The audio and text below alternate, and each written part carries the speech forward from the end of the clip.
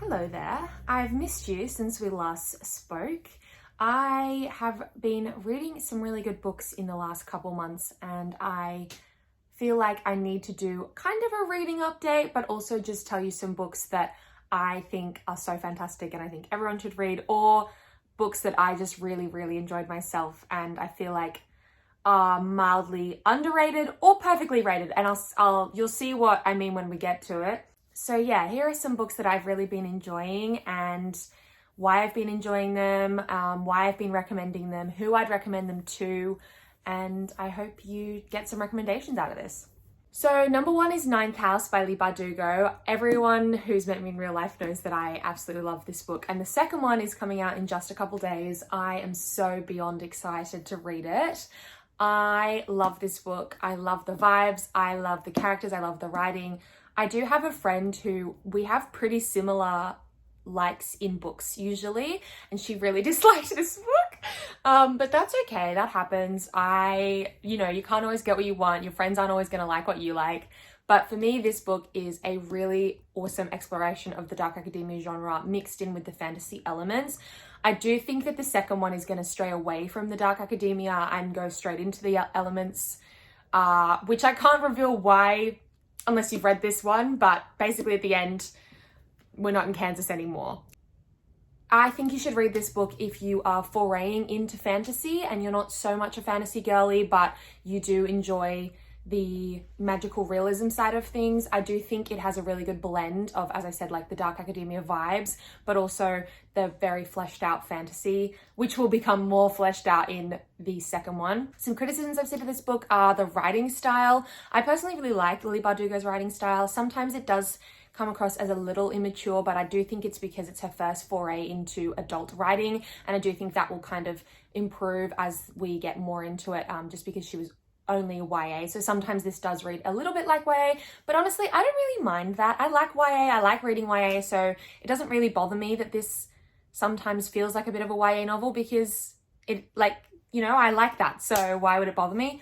But yeah, I really enjoy this book. I've got some little annotations in there. I'm rereading this now, and upon reread, I have found that the foreshadowing in this book is absolutely immaculate, considering we know what's going to happen at the end. Well, I know what's going to happen at the end.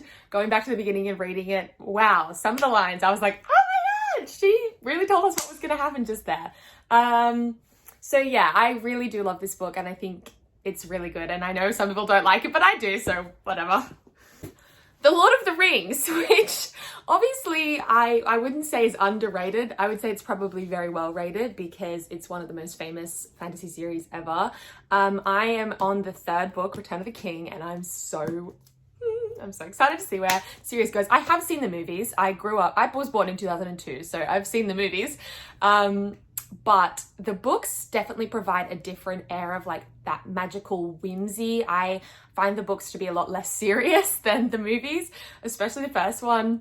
But I really have been enjoying these, and I buddy read the first one with a friend, and we both really loved it. And they've never seen the movies, so that was a really cool experience for me because I knew what was going to happen, but I also was experiencing the how Tolkien intended it for the first time with someone else. So it was really fun. I think you should read these if you are a fantasy lover, but you have kind of been scared to get into the classic-y kind of fantasies. They are a little bit dense and a little bit clunky at times. Is clunky a word? Clunky, you know what I mean.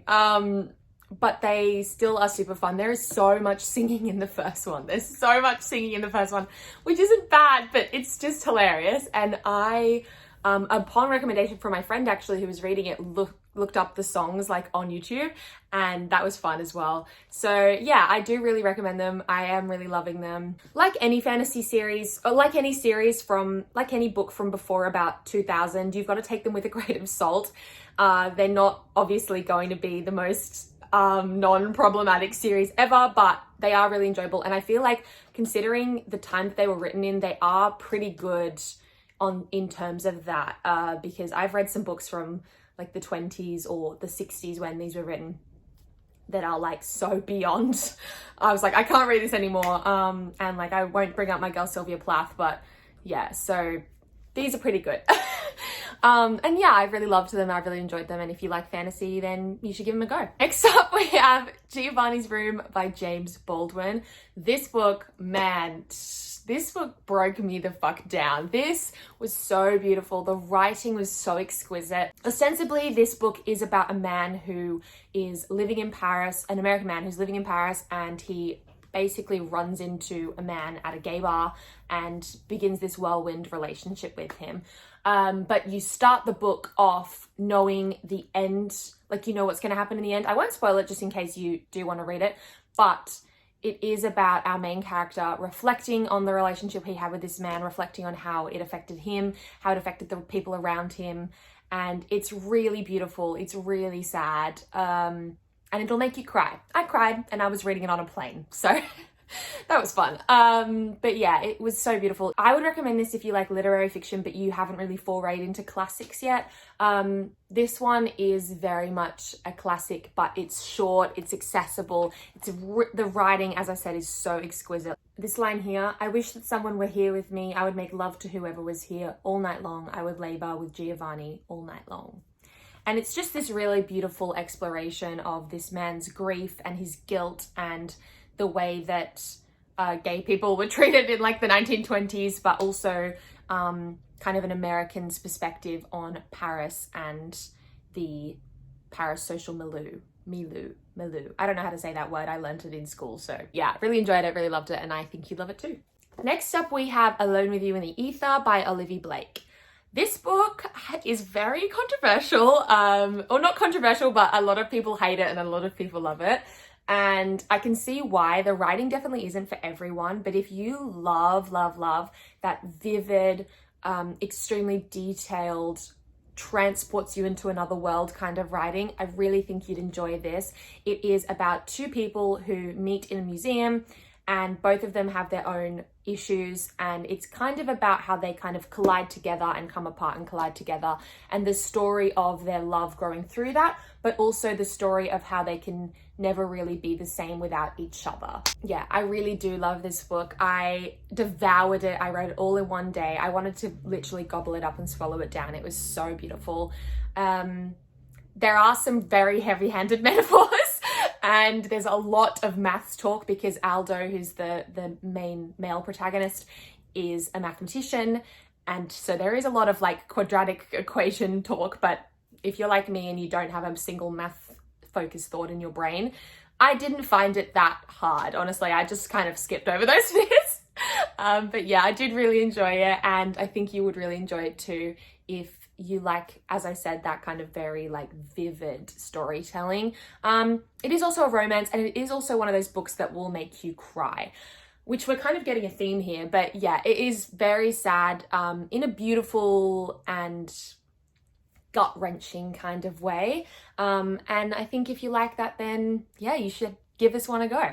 Also, the original cover for this was so much more beautiful. It was originally self-published, and Olivia Blake's other works, The Atlas Six, I did not like. But I read the self-published, I didn't actually finish it. I DNF'd the self-published one because I didn't like it. And the covers of both The Atlas Six and the Alone with You in the Ether self-published versions are so much better.